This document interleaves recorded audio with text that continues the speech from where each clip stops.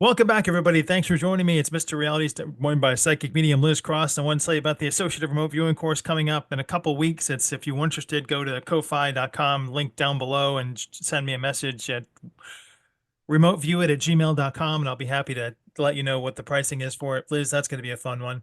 But people in your Patreon, your comments section wanted to know about Olivia Gonsalves's questions to the murderer, Bryan Kohberger, and I wonder if we could get her answers or maybe his answers to these questions for the public. Yes. And if anybody would like to, I actually urge you to go listen to the impact statement for Gonsalves here to Kohlberger. It was a very good impact statement. And in the statement, you can see it on YouTube. She asks a lot of questions, and there are a lot of unanswered questions.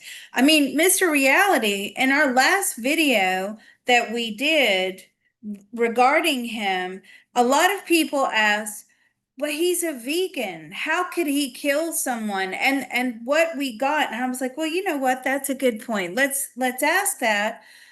He was wired to be a serial killer long before he made the choice to be vegan. In that Okay, so incarnation or in a previous incarnation? ooh, in this incarnation, has he been a vegan in past lives? He has been a vegan in past lives.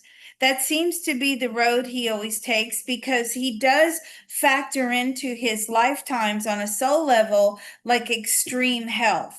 And we all know that most vegans, unless you're a junk food vegan, but most vegans are very healthy. Does that But absolve you from murder, being a vegan? So you don't kill animals, but people, that's okay in the grand Well, scheme. let's ask. Let's ask him. Why did you become a vegan? Yeah, you see, his answer back to me was because I'm concerned about my health.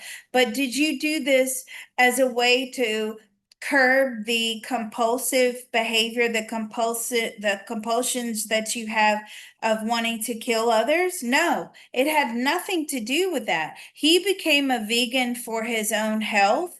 And why is it that you think you needed to be vegan? I mean, what is it about extreme health that you needed? Was it because you wanted to be a serial killer and you needed to be extremely healthy? And that's a yes, right? He needed to think clearly and he wanted to be extremely healthy in case he did get into some sort of dicey situation. Look, he got caught with these four, okay? He got caught with these four.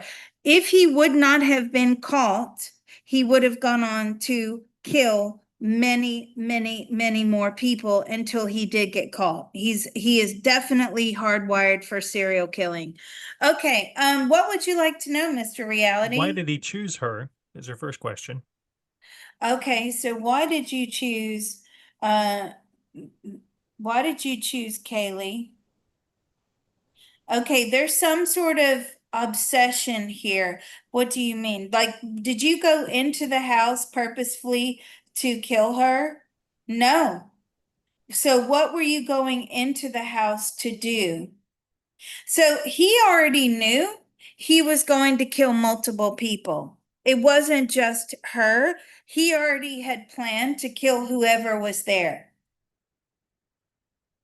And did he have a specific date in mind? Was that any forebodings or something special, or did it just happen to coincide with November 13th? Why is it that you chose November 13th to do this? It was a good day. What do you mean it was a good day?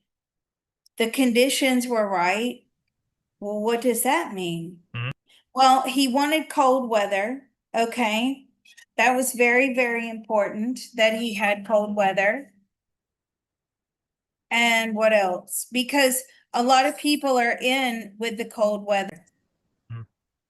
Hmm. So the cold weather was a benefit. Yes, he needed people to be in when it was cold Hmm. in their homes. People aren't out and about when it's warm. And that's why, is that why you picked that day? Yeah, because the weather was pretty bad. She asked, what's it like knowing that you failed as a rapper and also as a serial killer or getting away with it? What is it like to know that you failed as a rapper? He doesn't really care about that. Let's ask him this question also. Did you actually listen to those impact statements on how you affected those people? No, he tuned out. So that blank stare that you had, his mind was somewhere else. He actually shut down his mind and he was not listening to those impact statements at all. Did you care how you made those people feel that have lost their loved ones? No, zero empathy. Zero empathy. He does not care. Are you remorseful for what you've done? He's the only regret is he got caught. She asked if he's terrified of being ordinary. So I guess I'd like to ask, did he look at and research other serial killers and become inspired by them? Ooh, are you terrified of being ordinary? He wanted to be someone, but he wanted to be someone that lurked in the shadows, someone that was smart enough to take people by the element of surprise and have control over ending their lives. So, did you want to play God in that respect? I mean, effectively, he did. He liked having that power over people. I'm sorry, what was that question? Did he look up to or investigate any other serial killers and try to stand on their ground? Or investigate any other, all the time. You investigated other, yes, all the time, other serial killers. Which He ones? was fascinated by them. Which ones? As many as possible. He particularly liked that one that was out in California that was an ex-cop, and I can't remember his name, but he's showing me his face. The Sunshine State Killer or the Golden Gate Killer, whatever it was. You liked him? Yeah, because he got away with it for so long. Now, let me ask him this question. Did you honestly believe that with today's DNA evidence, with cameras, dash cams, video footage, ring doorbells, all of this, did you honestly believe that you would be able to outsmart the system and to get away with it? Absolutely, he did. He studied this hard. He studied this through and through. He studied all the cameras. He knew where the camera points were. And what about the phone? Your phone was pinging in the area on so many occasions prior to the killing. Yeah, that was a mistake he made, right? Hmm. Earlier, I asked about was there a past life thing that drove him to be a serial killer, and was he a serial killer or a killer, murderer in other past lives? Then does that carry over somehow in the psyche or in the soul path? Were you a serial killer in other past lives? No, but I mean, he has killed before in previous lifetimes. And why is that? Why would you have killed? He's killed a lot of women.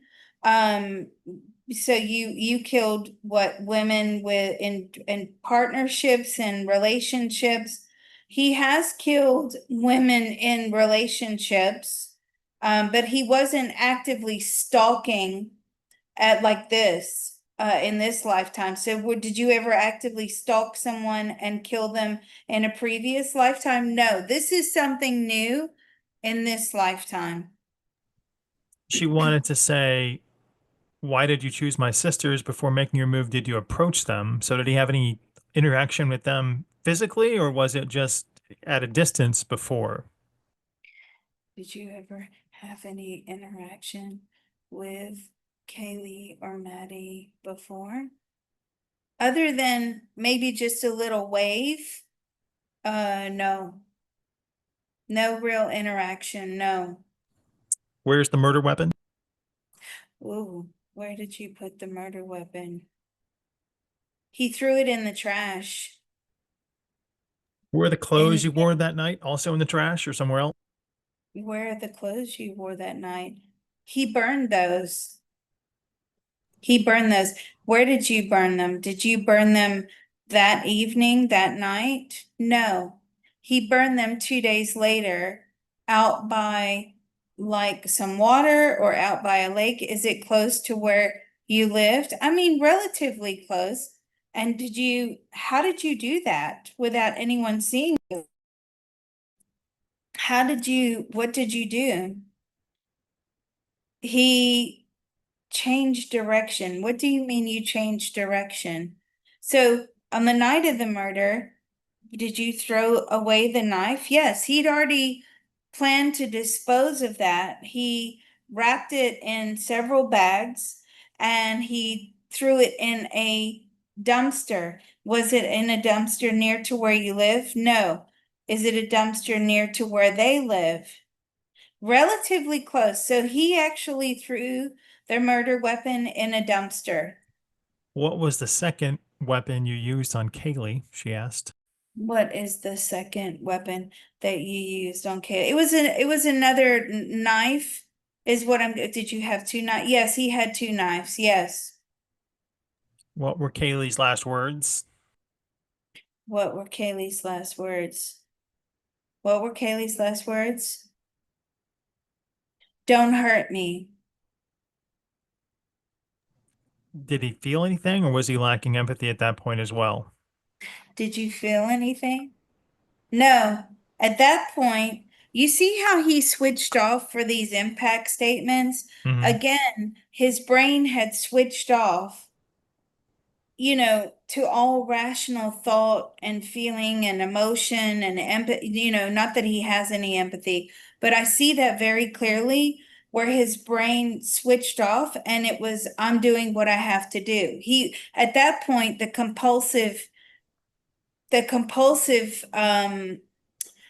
brain wiring for the compulsive behavior at that point had kicked in and had taken over and was making decisions. So, why did you not harm the other one that you passed in the hallway? Because it was over. Did you feel that they had called the police? Yes. Okay. So you feel that they had called the police at that moment? Yes, he needed to get out. So again, he was very much doing this like a soldier almost, or obviously he's not a soldier, but he has that mindset like, okay, I've done what I needed to do. I got to get out, right? And it was like the other people there were completely irrelevant. He just had to get out of there. Do you feel that when during the act, did you feel that you made mistakes? No, he thought he had pulled this off perfectly. Hmm. Did he rehearse it over in his head down to like what details did he rehearse? Their counteractions, their screams, the blood. What level of depth did his fantasies take? Did you fantasize about killing them before you kill them? All the time. So this is very compulsive. Yes, it was very compulsive behavior. It was fantasizing about how he was going to do it. Did you think of it that you were going to do it in this way? Oh, the whole time. So you always knew you were going to attack them with a knife? Yes, always knew. Okay. And how many times did you fantasize this? Did you go over different scenarios in your all the time? So how many hours per day were you actually fixated or focused on what you were going to do? He's like all the time, I didn't really sleep. It was consuming him. The compulsion was consuming him. He had to get rid of her. But why did you have to get rid of all of them? Because that was the plan. The plan was always to the plan was always to just kill whoever was there. And then, when he walked past the other one in the hallway, at that point, his compulsive thinking had switched off and he went into rational thinking, which is I got to get out of here. Right? So he has, let's ask him this question. Do you have the ability to like just switch off and switch on? Yes, he does. He does. He says he has that ability. He can access parts of the brain, he compartmentalizes and he'll just use those parts of the brain when he needs to. I feel like he trained for this. Did you train at knife, like were you doing knife combat training? Yeah, I feel I am getting that so strongly. Okay, from him. He was engaged in knife combat training. Knife combat training. He knew a lot about knife combat training. Did you know a lot about self-defense? Oh, yeah. He says, according to his personal thoughts, feelings, and opinions, he was a master at self-defense. Was there ever a point he could channel that into something good, or did he always have this darkness like around him? Is there ever a point that you could channel into something good? Or were you always surrounded by darkness? Um, he's always been surrounded by darkness, compulsive behavior. He was also a sex addict, okay? But it's like, where did this behavior derive from, right? Because you Mm-hmm. don't just suddenly wake up you're not just suddenly born and you're like, oh, okay, I have the brain wiring of a serial killer from birth. No, Mm-hmm. that wasn't the case. So what molded him and shaped him to become this serial killer? So what was that? Let's ask him. What do you think that was that shaped you? He's pointing to his mother. What do you mean your mother? What is it about your mother? She abandoned me. Okay, what do you mean your mother abandoned you? She abandoned me in my time of need. Okay, but were you in danger? He says he was. Were you sexually abused? Yes, he was. So he's blaming. So now you can see, right? This sort of fascination with women, and yet he's blaming his mother for abandoning him in his time of need, and he was being sexually abused. So it's like coming together, the brain wiring is coming together. He's also got some form of autism. I'm picking that up as well, Mm-hmm. which is what has disconnected him from emotions also. So like it's a recipe for disaster. Right. Did darkness then come in? I mean, I want to know, we know that he had brain wiring issues early on, but then does darkness find a way to get into that crevice and maybe make it grow so that it becomes a worse and worse cancer? Does darkness become a worse and worse? Does it grow? Well, the compulsive behavior feeds the darkness, right? So they go hand in hand. Compulsive behavior, and you were yeah, he was a major sex addict, chronic from what age? From about the age of 6 or 7. So at that point, he didn't even really know what was going on, but he just, was engaging in even though there was no end result, he was engaging in sexual behavior. Like his brain was already wired for sex addiction from that age. Hmm. And so, what about this compulsive behavior? And he was always wired for compulsive behavior, addictive behavior. Is that why you ended up doing drugs? Yeah, that's exactly why he was doing drugs. So, let's ask this question. Did you do drugs because you were having compulsive behavior about fantasizing about killing people? Yes, he was. Are there any entities specifically or agencies that are in charge of the dark that would then go in and try and make him more dark and then bring him over to serial murders? Because I'm saying there are a lot of people abused, unfortunately, out there, very sorry, that don't turn out to be serial murders. So, what was the catalyst? What was the catalyst that, made you, because it was the sex addiction. It was what type of sex addiction though exactly? Were you into child? No, he wasn't into child stuff. So what type? But it was violent. You know what I mean? Because sex addiction it is progressive. And it can go from something very mild and that doesn't work anymore. So we got to get something else or something else and it becomes violent. He was into very violent uh PORN, right? I don't know if I can say that on YouTube, but whatever. He was into very like strangulation. Did the police find that? I mean, they did find some evidence of that. but he knew how to delete a lot of that violent. He was into very violent, degrading um pornography. And were there agencies or entities that made it fester then? I'm trying to find out if there's like a coalescence of dark and agencies and entities, demonic or otherwise, to make someone do this heinous act. Was there an agency or no, no, was there? No, this is what, unfortunately, in the life plan, as we explored in the last video, this is what he signed up for. So it was the darkness overtook and the compulsion and the brain wiring, and that is what made him do this. But he had planned to kill a lot of people, vegan or no vegan. Can we He ask had his planned to kill a lot. can we ask his soul if there was ever like an intercedence path which could have made him not go this way? Was there ever an intercedence path that would? No, no, this had to be done. This was predetermined. Uh, Now, I know it that doesn't help the family members. It doesn't help anybody, doesn't sit well. especially anyone who's had a victim in their family, right? It doesn't help.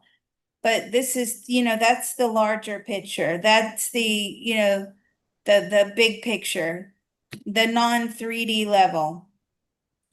All right, Liz, thanks again. I appreciate it. I I don't understand it. I don't think I ever will. Then I'm just trying to get my head around it too. So sorry. My heart goes out to the families and Well, everyone else that yeah, are affected by it too. well, definitely. And we in a CTT session I got before, and this is why I like to do these mind probes, because it's like, where is their head at, right? Like, what on earth is going on here? How does somebody end up like this? What are they thinking? And in a CTT session, I came across somebody who was a serial animal killer in their past life. And what we got was like, and the person was a vegan in this lifetime. So it Hmm. was absolutely devastating for them to hear that they were killing animals for the fun of it as a child in a previous life. And so I said, well, why? We asked the question why. And what it is because you become so disconnected from emotion, you are completely devoid of connecting with any sort of emotion whatsoever. That by killing animals, these small children killing small animals, um, they're thinking, well, if I can just, sensationalize something, then maybe I can actually feel something on the inside. And that's often what serial killers are trying to do. They're trying to find a way to reconnect with their emotions, and they become more violent and more, sort of reckless. They usually start out as very cautious, and then at some point they become reckless, because it's just like, well, that didn't work. This didn't, killing this person didn't work, or doing that to that person didn't work. So, how do I know that's there. I know I can reconnect with those emotions, even though on a conscious mind level, they don't realize that that's what they're doing. But on a subconscious level, that is exactly what they're trying to do. They're trying to reconnect to their own emotions on the inside. And they think that by doing these crimes to animals or other people, it's going to somehow, find the golden spark of emotion that has been tucked away all this time. So that is the reason they do this. But yeah, this is still very bizarre. It's still very bizarre. I mean, can we ask a couple more questions if you don't mind? Go ahead. Well, I don't know how I can rationalize it, but you can't. I don't think you can. that's what she's looking for is the meaning. And that's why it's hard for all of us rational people to find any because they're operating on a different wavelength, right? Well, so some of her questions were like, what were you thinking before you left your home? So let's ask him, what were you thinking before you left your home to go murder them? Did you leave knowing you were going to murder? Yes, he did. He knew that that was going to happen that night. He was looking for the opportunity. So when you had stalked them previously at the home, were you also looking for opportunities then? Yes, he was. Yes, he was. Okay, so did you have any feelings going on when you were getting ready to leave? Yeah, he had a lot of adrenaline. It was almost like a high for him, is what I'm getting. So you had like a dopamine or excitotoxins going around. Yeah, it was a big high for him. And you see that's where they're chasing a feeling, right? So they have to do something this severe in order to actually feel something. You see what I mean? Like that's the only way he can feel anything is by getting this high as he is on his way to give into the compulsive behavior. And that is the same actually as we have found in the CTT. That is the same feeling when a drug addict or an alcoholic is going to obtain, their substance of choice or The any sort of dopamine hit. addicts. Yeah, they hit, right? So it's not so much about, oh, I'm going to be good all week. I'm not going to drink all week, but on Friday when I get paid, I'm going to go to the bar. Okay? So they're rationalizing all week that, oh, I've been good. I deserve it. I this, I that. And so as they're getting closer to Friday, right, the high is getting larger. The high is getting bigger. And they're thinking about their first drink. They're thinking about what it tastes like, who they're going to see, what's going to be there, what music may be playing in the background. That's the dopamine. That's the high. And that is exactly what I am picking up on when I asked him the question, like it was a high for him as he was getting ready to kill. So when you sat outside the house, did you sit out there for quite some time before you went in? Only about 5 minutes. And what, you made sure there was no movement in the house? Yes. He sort of made sure that there was no real movement in the house. And I'm saying, is this the night that you actually murdered them? No, I figured that he was talking about a different night. I'm asking him to go to the night that he actually murdered them. Now, when you sat out there, how long had you been out there? Now, that was a longer period of time. And did you make sure that there was no movement going on in the house? Yeah, he was. He was watching their house. He was making sure, lights were being turned off, people were going to bed.